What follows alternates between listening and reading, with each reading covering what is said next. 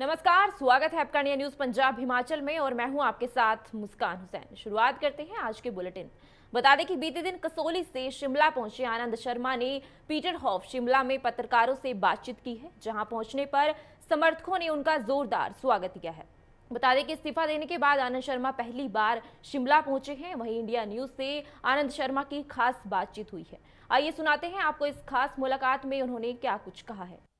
मैं अकेला ही चला था, मंजिल की तलाश में लोग जुड़ते गए, काफिला बनता गया। आज शिमला में कुछ इसी तरह की तस्वीरें देखने को मिली। हजारों की तादाद में लोग जो हैं आनंद शर्मा के स्वागत के लिए पहुंचे, मेरे साथ बात करने के लिए, क्योंकि हिमाचल में चुनावी सरगर्मियां तेज हैं। बात करने के लिए हमारे साथ वरिष्ठ कांग्रेसी नेता और पूर्व केंद्रीय मंत्री आनंद शर्मा साहब मौजूद हैं।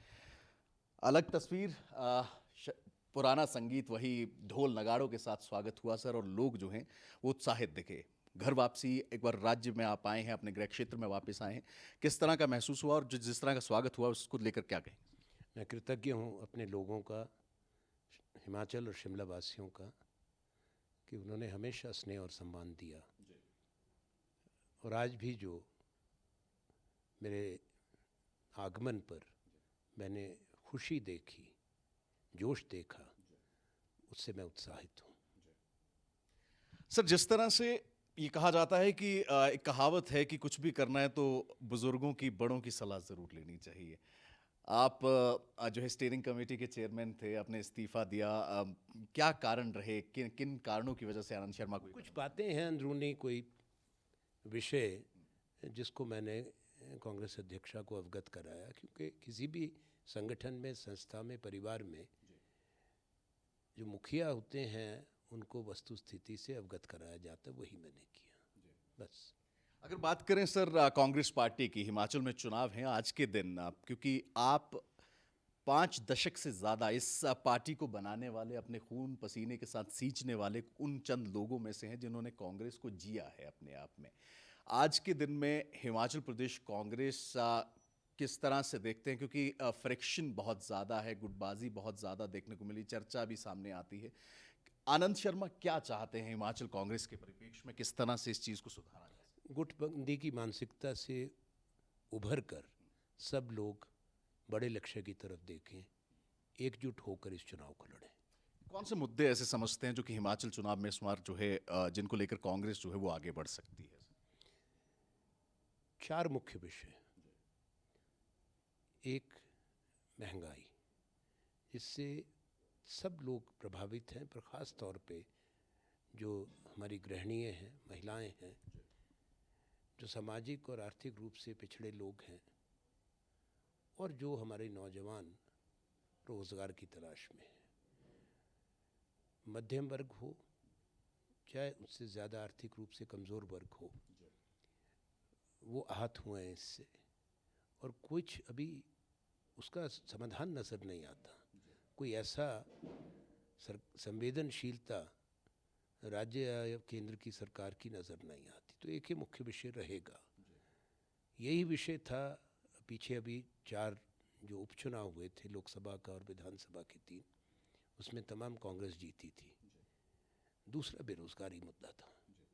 आज भी हम उसको देखते हैं कि रोज़गार टूटे हैं, रोज़गार बन नहीं रहे। तीसरी बात है जो हमारी सेना से, फौज से, सुरक्षा से जुड़ी है। हमारे यहाँ से बहुत बड़ी संख्या में, हिमाचल है, उत्तराखंड है, पड़ोसी राज्य हैं, पंजाब है, हरियाणा है, वहाँ से लोग फौज में जाते हैं। हिमाचल जैसे राज्य में कम से कम लगभग 3.5 लाख भूतपूर्व सैनिक हैं जो सेना में काम किया है या अर्धसेना बलों में काम किया है, सेंट्रल आर्म्ड पुलिस फोर्सेस में। वो तो सेवानिवृत्त हैं। तो आप सोच लीजिए कितनी बड़ी संख्या में हमारे यहाँ के लोग फौज में जाते हैं। तो अब जो नई ये नीति लाए हैं अग्निपथ की, उससे बहुत ज़्यादा असंतोष हुआ है। हमारे ऐसे ज़िले हैं जहाँ हर घर में अगर एक भी पुत्र है वो भारत की सेना में है। तो उस नीति में कई कमियाँ भी हैं। देश की विविधता को देखते हुए, हम बहुधर्मी, बहुभाषी देश हैं, और जो हमारी सेना है वो समाज के गहराइयों से जुड़ी हुई है, और उसका जो स्वरूप है, चरित्र है, वो समाज की इस विविधता को दर्शाता है। अगर आप गौर से देखें, हमारे यहाँ कोई मराठा रेजिमेंट है, कोई सिख लाइट इन्फेंट्री है, कोई सिख रेजिमेंट है, कोई पंजाब है, कोई डोगरा है, कोई कुमाऊँ है, कोई गढ़वाल है, कोई अहीर है, जाट है, राजपूत है। ये इस तरह से है पूरे देश में। तो इलाकों से पहचान है, समाज की जो विभिन्नता है उसकी पहचान है, पर उसमें यही नहीं कि जो अफसर हैं और जवान हैं वो वहीं के हैं, उसी इलाके के, ऐसा नहीं है। सेना ने मिश्रण किया तो राष्ट्रीय एकता को मजबूती की देने के लिए। तो कोई अगर यहाँ की रेजिमेंट है पंजाब की, तो उसका कर्नल कमांडिंग ऑफिसर कहीं मद्रास का भी हो सकते, बिहार के भी हो सकते, और दूसरी तरफ से भी वैसा ही होता है। अगर वो स्वरूप छेड़ा जाता है उससे फौज को शायद नुकसान हो। और एक अनिश्चितता, असुरक्षा की भावना नौजवान में है। 4 साल के बाद क्या करेंगे? देश के लिए प्राण न्यौछावर करने के लिए जाते हैं 17-18 बरस की उम्र में। 22 साल की उम्र में 11 लाख रुपया लेके जब पूरा जीवन पहाड़ की तरह से सामने खड़ा है, तो कैसे उनको अब वो आश्वस्त हो सकते हैं जब उनको कोई पेंशन नहीं मिलेगी? उस 11 लाख में भी 5.5 लाख उनका अपना हो, कोई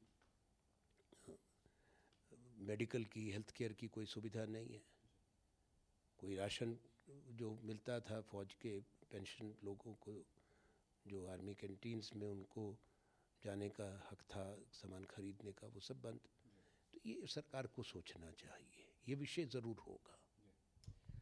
एक दल सर एक रात में नहीं बनता, कोई भी, चाहे राजनीतिक दल हो या अगर कांग्रेस के परिप्रेक्ष्य में बात करें तो कहीं ना कहीं अस्तित्व की लड़ाई लड़ती कांग्रेस नजर आती है, चाहे पूर्व के चुनावों को देखा जाए। ऐसी परिस्थितियों में एक 1970 का दौर था जब इंदिरा गांधी को भी निष्कासित कर दिया गया था। उनमें से एक व्यक्ति ऐसे थे, आनंद शर्मा, जिन्होंने उस समय भी कांग्रेस को रिवाइव करने का, कांग्रेस के लिए लड़ने का काम किया था।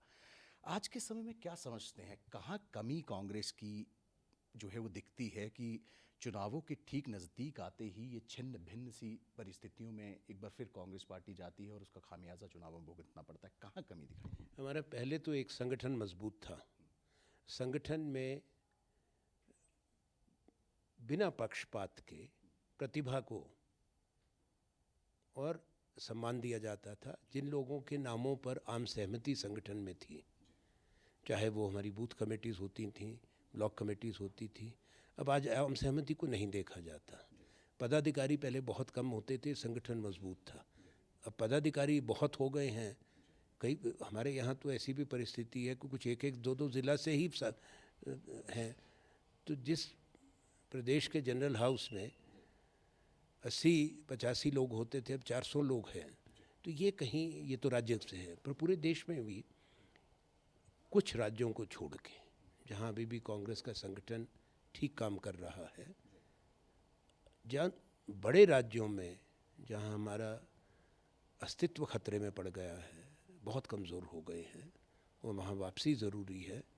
वहाँ हमको एक बार फिर किताब से पिछले अध्याय पढ़ के कैसे बनाई गई थी कांग्रेस, और कैसे उसमें ये नहीं है कि वहाँ पे एक जगह पे स्थिर रही, निरंतरता भी रही, नए लोग भी जुड़े, और नए लोग जुड़ना आवश्यक है।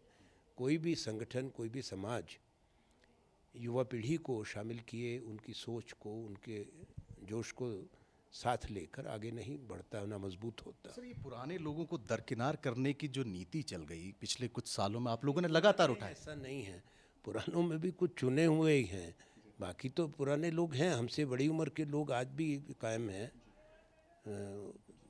चाहे मुझसे या गुलाम नबी आज़ाद से उम्र में बड़े लोग आज भी कायम हैं।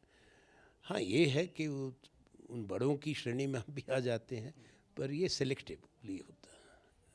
क्या समझते हैं अब आप, जिस तरह से आपके जो फैसला था या गुलाम नबी आज़ाद साहब का जो फैसला था, भूपेंद्र सिंह हुड्डा आपके पक्ष में आए हैं, उन्होंने कहा है कि कहीं ना कहीं सोचना चाहिए, नीतिगत तरीके से सोचना चाहिए। ठाकुर कौल सिंह है, हिमाचल के नेता हैं, उनका भी यही कहना है कि कहीं ना कहीं ये जो फ्रैक्शनलिज्म है या फिर ये जो लगातार अनदेखी की जा रही है, ये नहीं होनी चाहिए। क्या समझते हैं? देखिए, संगठन ने सबकी जगह है और हमको भी संगठन ने सम्मान भी दिया, अवसर भी दिए, मैं उस बात को स्वीकार करता हूँ। और अब दूसरे लोगों को भी संगठन को सम्मान भी देना है, अवसर भी देने हैं। पर अगर हमारे दल में जो हमारा इतिहास रहा है कि अपनी बात स्पष्टता से कहें, उसमें किसी को आपत्ति नहीं होनी चाहिए। और जो कोई सुझाव दें संगठन को मजबूत करने का, संगठन की पुनः वापसी का,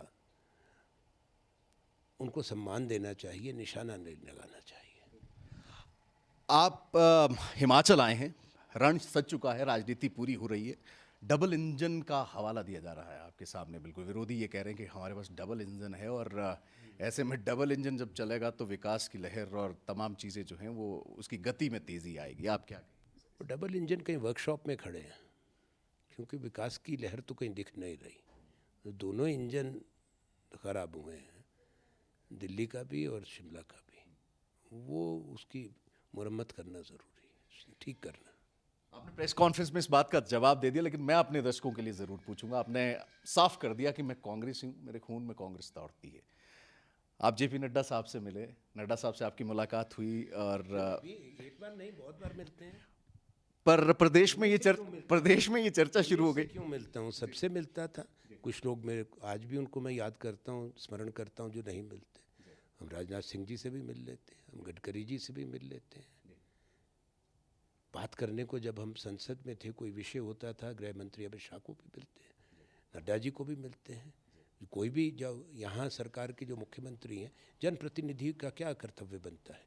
कोई विषय है तो सरकार के पास जाए, तो अपने देश की सरकार से बात करेंगे, अपने राज्य की सरकार से बात करेंगे, उनका विरोध भी करेंगे। पर दूसरे देश की सरकार से थोड़े, या दूसरे राज्य की सरकार से हिमाचल की समस्या पर चर्चा करेंगे। मैं राजनीति में दूसरी सोच का व्यक्ति हूँ, क्योंकि मैंने वो समय देखा है जहाँ पे लोग बड़ा दिल रखते थे। इंदिरा जी के समय में आप जानकारी करिए कि क्या उनके संबंध थे, चाहे राजनीतिक विरोध था चंद्रशेखर जी से, क्या स्नेह था अटल बिहारी वाजपेयी जी से, बड़ी लंबी सूची है, कभी कड़वाहट नहीं लाए। हमारे अपने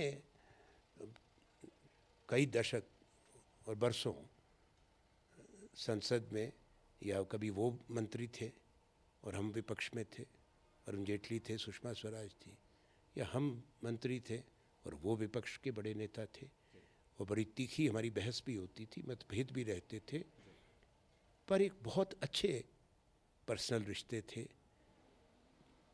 घर में आना जाना, किसी की शादी में, किसी के दुख में शामिल होना, यही समाज के हमारे संस्कार हमको सिखाए गए हैं। अगर विचारधारा तो अलग अलग होंगी, एक विचारधारा पे तो देश नहीं चलता, प्रजातंत्र नहीं चलता, पर कोई दूसरी विचारधारा का है वो आपका निजी शत्रु कैसे बन जाए, उसका सामाजिक बहिष्कार कैसे कर दो। और मैं तो उन लोगों में से हूँ जिसने भारत की सीमाओं से बाहर जाके एक बड़े पैमाने पर रंगभेद विरोधी जो आंदोलन चला था, एंटी अपार्थाइड मूवमेंट, मैं उसमें मैंने भाग लिया, बरसों उसको दिए। तो मैं अपने समाज के अंदर ये अपार्थाइड कैसे ले आऊँ? मेरे दो आखिरी छोटे छोटे सवाल हैं। जिस तरह से ईडी और विजिलेंस का इस्तेमाल, और आज एक बार फिर से बिहार झारखंड के आरजेडी के नेताओं पर जो है रेड्स हुई हैं विजिलेंस की, किस तरह से देखते हैं सर? देखिए, एजेंसीज़ को अपना काम करना चाहिए, और ये जो धारणा बनती जा रही है कि विरोध पक्ष पे निशाना लगाए, वो किसी के हित में नहीं है, ना किसी एजेंसी के हित में है, चाहे वो इनकम टैक्स हो, सीबीआई हो, ईडी हो, ना ही सरकार के। अगर कोई सही माने में कोई पुख्ता बात है उसको देखें, पर न्याय होता है। लोकतांत्रिक प्रणाली रहती है, चाहे वो प्रदेश की सरकार चुननी हो या संगठन का विस्तार या संगठन का नेता चुनना हो। कांग्रेस राष्ट्रीय अध्यक्ष के लिए फिर से प्रक्रिया शुरू होने वाली है। क्या समझते हैं सर, लोकतांत्रिक तरीके से चुनाव होना चाहिए? होना चाहिए, ये तो इसमें तो मेरी आस्था है। अब देखते हैं, अभी चुनाव होगा, चयन होगा, अभी कोई जानकारी नहीं है। सूचियाँ बनी हैं, क्या वो सारी आम सहमति से बनी हैं, चाहे वो ज़िला कांग्रेस कमेटी की या ब्लॉक कांग्रेस कमेटी की या प्राइमरी कमेटीज़ की, अभी मुझे कोई जानकारी नहीं, मुझे किसी भी सूची का कोई ज्ञान नहीं है। तो आनंद शर्मा हैं जिनकी ओर से आज हिमाचल जिनका आगमन हुआ और कार्यकर्ताओं की ओर से जो है जोर शोर के साथ स्वागत किया गया। साफ तौर पर इनका ये कहना है कि कहीं ना कहीं जो फ्रैक्शन है उसको खत्म करने के लिए वो खुद भी काम करेंगे और जरूरत है कि इस गुटबाजी को खत्म कर एकजुट होकर ये चुनाव लड़ा जाए और चुनावी मैदान में जब प्रचार की बारी आएगी तो मैं खुद भी प्रचार के लिए उतरूंगा। कैमरा पर्सन अभिषेक के साथ विपिन परमार, इंडिया न्यूज, शिमला। बता दें कि मुख्यमंत्री जयराम ठाकुर ने गृहिणी सुविधा योजना के लाभार्थियों के साथ संवाद किया है। उन्होंने राज्य स्तरीय कार्यक्रम की अध्यक्षता करते हुए जिला कुल्लू के ढालपुर मैदान में एक विशाल जनसभा को संबोधित किया। संबोधन के दौरान उन्होंने कहा है कि हिमाचल प्रदेश में गृहिणी सुविधा योजना और उज्ज्वला योजना के तहत 160 करोड़ रुपए से 4.72 लाख गैस कनेक्शन प्राप्त होने से हिमाचल प्रदेश देश भर में पहला राज्य बन गया है जहां हर घर में एलपीजी कनेक्शन उपलब्ध है। वहीं प्रदेश में गृहिणी सुविधा योजना से भी 3,34,000 परिवारों को सिलेंडर दिए गए हैं।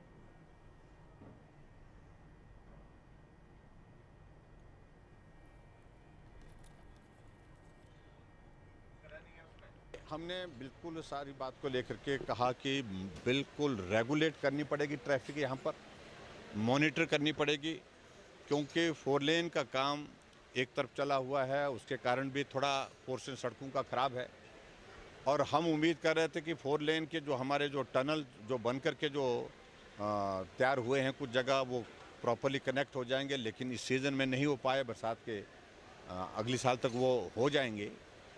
लेकिन कुछ वक्त जो हमारा ख़ास तौर से आउट से लेकर के पंडो तक का ये पोर्शन और पंडो से भी थोड़ा मंडी तक का जो कुछ पोर्शन जो है वो अभी तक भी थोड़ा बहुत सावधानी के साथ चलने का है। तो उसके लिए हमने प्रशासन को कहा है कि थोड़ा ज़्यादा ध्यान दें इस तरफ, और कुछ जगह हमने ट्रैफिक को बाइफिकेट करने के लिए भी कहा है। और बारिश के मौसम को देखते हुए, बारिश की चेतावनी को देखते हुए हमें बहुत ज़्यादा सावधान होने की आवश्यकता है, क्योंकि पिछले 3 दिन में हमने बहुत नुकसान हिमाचल प्रदेश में झेला है और जिसमें मानवीय जीवन की भी बहुत बड़ी क्षति हुई है। लगभग 32 से ज़्यादा लोगों की दुखद मृत्यु हुई है और जहां पब्लिक प्रॉपर्टी और दूसरे निजी प्रॉपर्टी और उसके बाद सरकारी प्रॉपर्टी को भी बरसात के कारण बहुत बड़ा नुकसान है।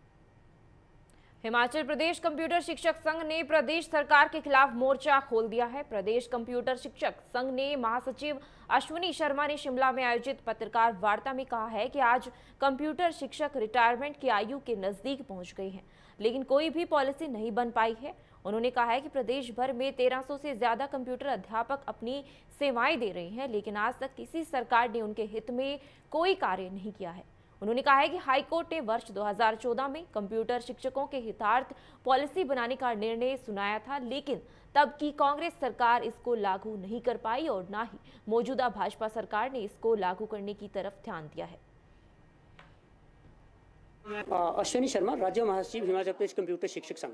पत्रकार वार्ता में मीडिया के माध्यम से हम सरकार तक अपनी बात पहुंचाना चाह रहे थे, क्योंकि पिछले कई वर्षों से हम मांग कर रहे कि हमारे को विभाग में समायोजित किया जाए, जो हो नहीं पाया है। तो इसके लिए हमने ये पत्रकार वार्ता की। हिमाचल प्रदेश में हमारे लगभग 1341 अध्यापक कार्यरत हैं और सरकार से अगर वर्तमान सरकार की बात करें तो हम लोग लगभग 190 बार अकेले सीएम साहब को अपना ज्ञापन दे चुके हैं, उनसे मिल चुके हैं। और शिक्षा मंत्री से भी लगभग इससे थोड़े कम मिले हुए, क्योंकि शिक्षा मंत्री 2 बार बदल चुके हैं। मुख्य मांग हमारी यही, हमारे को शिक्षा विभाग में समायोजित किया जाए, क्योंकि हमारा जो शैक्षणिक अनुभव है बहुत लंबा है। 24 वर्ष का समय कोई थोड़ा समय नहीं होता है। हाँ, विधानसभा चुनाव को लेकर तो रणनीति हम थोड़ी बाद में बनाएंगे, उसके लिए अपनी कार्यकारिणी बैठेगी। लेकिन उससे पहले अगर अभी मीडिया के माध्यम से भी कुछ सकारात्मक हमारे को आंसर नहीं मिलता है सरकार की ओर से, एक बार बातचीत करेंगे। अगर नहीं मिलता है तो हमारे पास में हमारा आंदोलन का लंबा इतिहास रहा है, फिर से आंदोलन।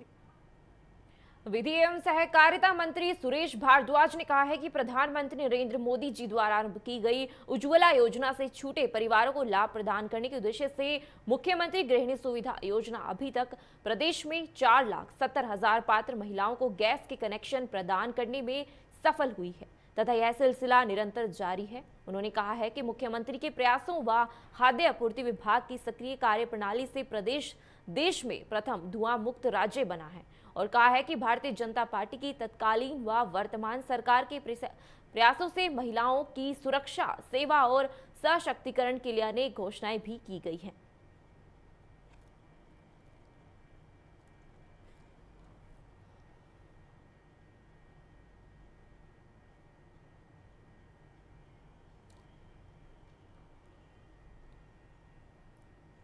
फिलहाल के लिए बस इतना ही। तमाम खबरों के लिए देखते रहिए इंडिया न्यूज पंजाब हिमाचल। नमस्कार।